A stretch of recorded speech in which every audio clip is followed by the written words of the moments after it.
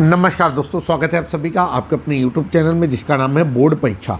आज का ये वीडियो कक्षा 10 की NCERT बेस्ड मैथ के सॉल्यूशन पर डिपेंड है और ये जो बहुत ही फेमस राइटर की बुक है डॉक्टर मनोहर रे की। तो समय व्यर्थ ना करते हुए सीधे चलते हैं एक्सरसाइज पर और एक्सरसाइज को सॉल्व करने की कोशिश करते हैं। तो चलिए हम आपके सामने पेश कर रहे हैं एक्सरसाइज 6D। यहाँ पर हमने लिखा एक्सरसाइज 6D और अध्याय का नाम है आपका त्रिभुज। क्वेश्चन नंबर आ गया है आपका 5। राइटर हैं डॉक्टर मनोहर रे। क्वेश्चन नंबर 5 में क्या कहा जा रहा है?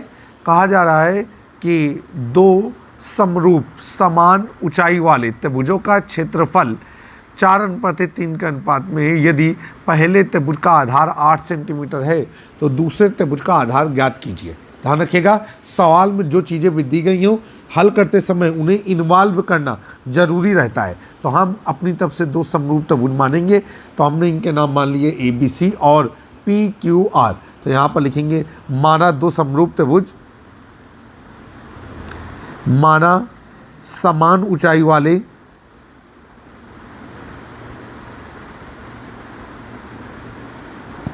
दो समरूप त्रिभुज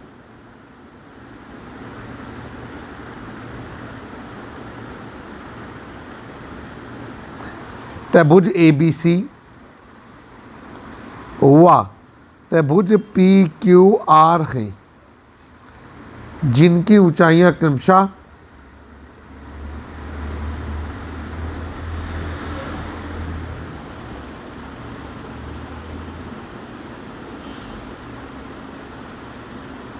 ठीक है।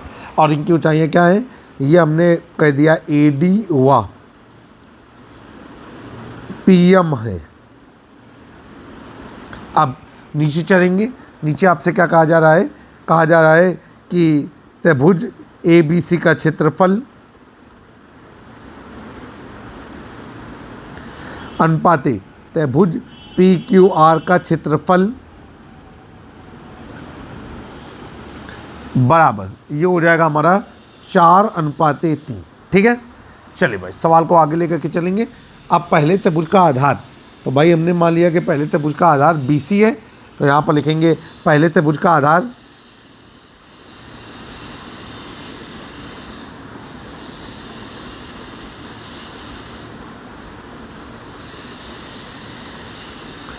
और ये हमको दिया गया है 8 सेंटीमीटर और हमसे कह रहा है कि दूसरे त्रिभुज का आधार निकालिए। तो हमने यहाँ पर लिख दिया दूसरे त्रिभुज का आधार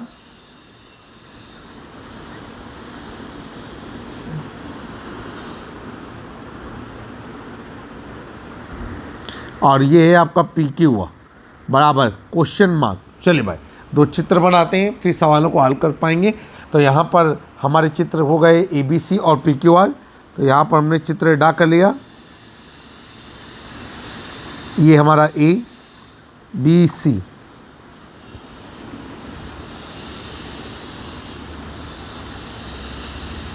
और हमारा ये है PQR। इसके बाद ये हमारी ऊंचाई है AD और ये हमारी ऊंचाई है PM। अब सवाल को आगे चलेंगे।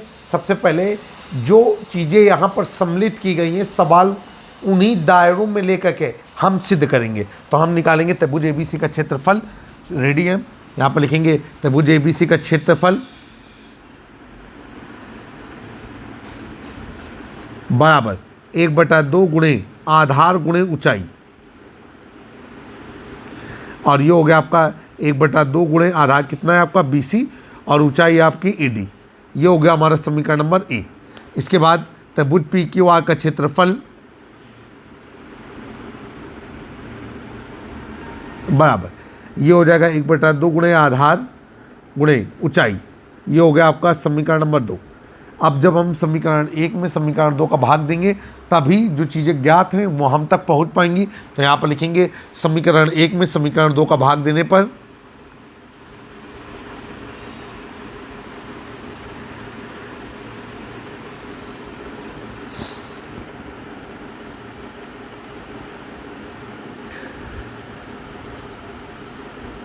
लेफ्ट पे लेफ्ट का भाग, राइट पे राइट का भाग, तो ये हो जाएगा त्रिभुज एबीसी का क्षेत्रफल बटे त्रिभुज पी क्यू आर का क्षेत्रफल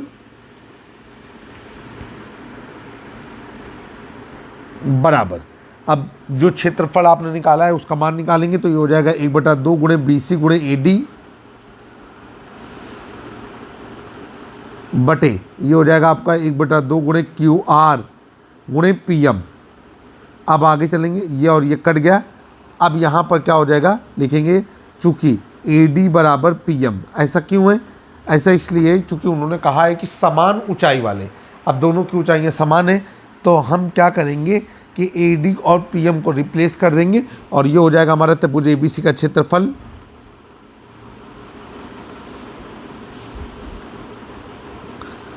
बटे त्रिभुज PQR का क्षेत्रफल बराबर। और ये हो गया आपका BC गुणे AD को PM से रिप्लेस किया अपॉन ये हो जाएगा आपका QR गुणे PM।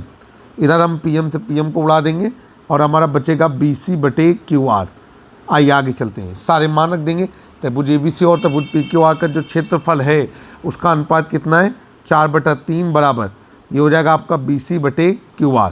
BC का मान रखेंगे तो 4/3 बराबर, BC का मान हमको मालूम है 8, और ये हो जाएगा आपका QR। और इधर हो जाएगा आपका कि QR बराबर 8 गुणे 3/4।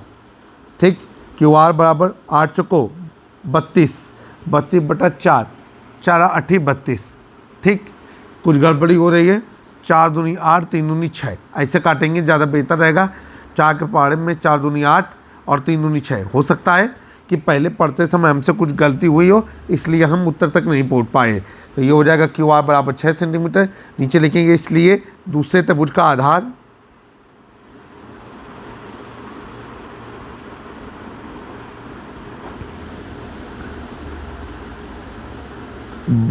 छः सेंटीमीटर है।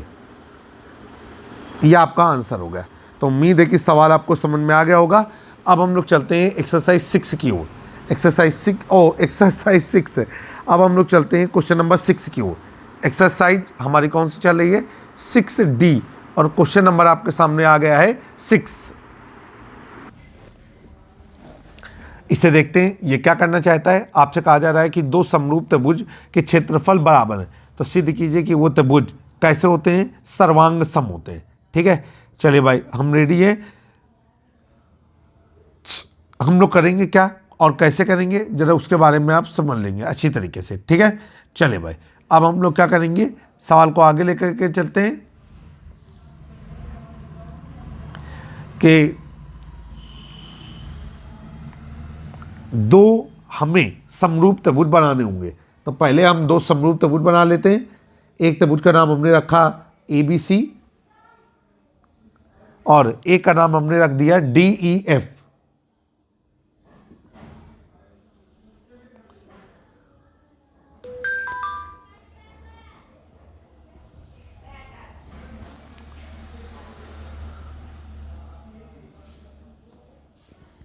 ABC और एक का नाम हमने रख दिया DEF। चलिए भाई अब यहां पर हम लोग क्या करेंगे, लिखेंगे ज्ञात है या दिया है। क्या दिया गया है हमको दिया गया है दो समरूप त्रिभुज जिनके क्षेत्रफल बराबर है। तो लिखेंगे समरूप त्रिभुज ABC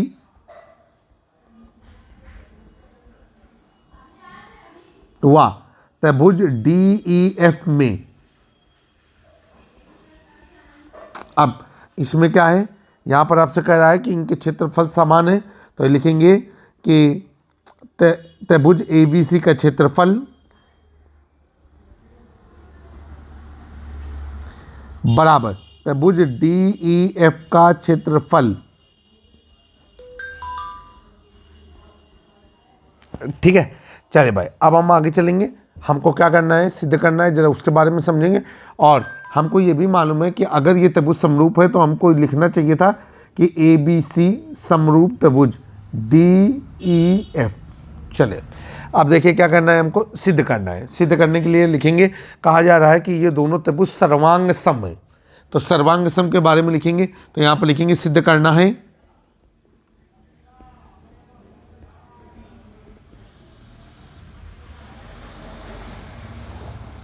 क्या सिद्ध करना है कि त्रिभुज एबीसी सर्वांग सम, त्रिभुज डीईएफ। ठीक है, सवाल आपके सामने आ गया। सवाल को आप अच्छी तरीके से समझ पाए, उम्मीद यही हमें। अब हम उपपत्ति लिखेंगे। उपपत्ति क्या होता है कि जब हम सवालों को हल करेंगे तो उसके लिए प्रमेय आधारित सवालों को हम उपपत्ति के दायरे पे हल करते हैं। देखिए भाई, यहाँ पर उपपत्ति पे जब प्रमेय आधारित सवाल होते हैं उनमें भाषा का कम से कम इस्तेमाल किया जाता है और प्रतीकों का ज़्यादा से ज़्यादा इस्तेमाल किया जाता है। तो चलिए भाई, रेडी हम सवाल को हल करने के लिए। आप सबसे पहले बताएंगे कि जब दो त्रिभुज समरूप होते हैं तो उनके क्षेत्रफलों का अनुपात उनकी संगत भुजाओं के वर्गों के अनुपात के बराबर होता है। ठीक है, तो नीचे आ जाइए, यहाँ पर लिखेंगे चूंकि त्रिभुज एबीसी समरूप त्रिभुज डीईएफ ये हो गया, इसलिए नीचे हम लोग लिखेंगे कि त्रिभुज एबीसी का क्षेत्रफल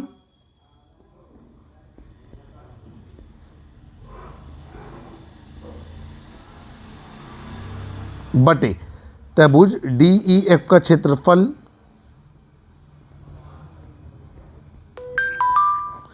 बराबर। अब देखिए भाई, त्रिभुज एबीसी का क्षेत्रफल क्या है जरा समझते हैं। ये है आपका संगत भुजाओं के वर्गों के अनुपात में, तो ये हो जाएगा बीसी का वर्ग बटे ईएफ का वर्ग, ये हो गया आपका। अब नीचे हम लोग लिखेंगे, आपसे कहा जा रहा है कि त्रिभुज एबीसी का क्षेत्रफल, ये आपको दिया गया है तो लिखेंगे, ये हो गया समीकरण नंबर 1। तो नीचे हमने लिखा त्रिभुज एबीसी का क्षेत्रफल बराबर त्रिभुज डीईएफ का क्षेत्रफल।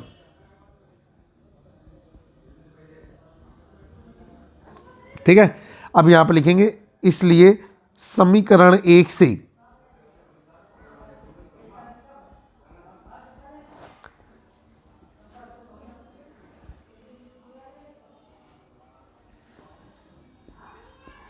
त्रिभुज एबीसी का क्षेत्रफल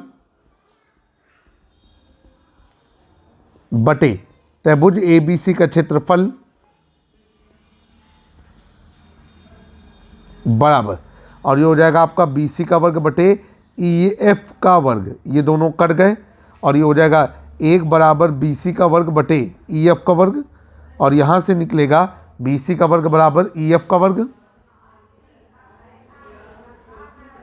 और ये हो जाएगा बीसी बराबर ईएफ। ठीक है, अब हम आगे चलेंगे। अभी आपको पता है कि त्रिभुज एबीसी और त्रिभुज डीईएफ दोनों समरूप हैं। ठीक है, और जब वो समरूप होते हैं तो आपको पता है क्या होता है कि उनके जो कोण होते हैं वो क्या होते हैं, वो बराबर होते हैं। ठीक, तो यहाँ पर हो जाएगा, चूंकि त्रिभुज एबीसी व त्रिभुज डीईएफ समरूप हैं,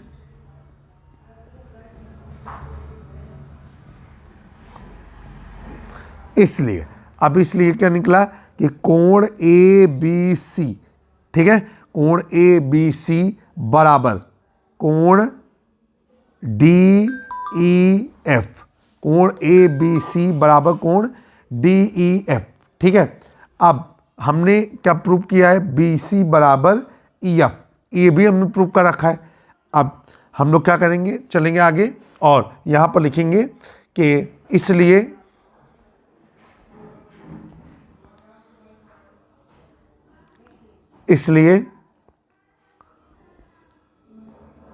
त्रिभुज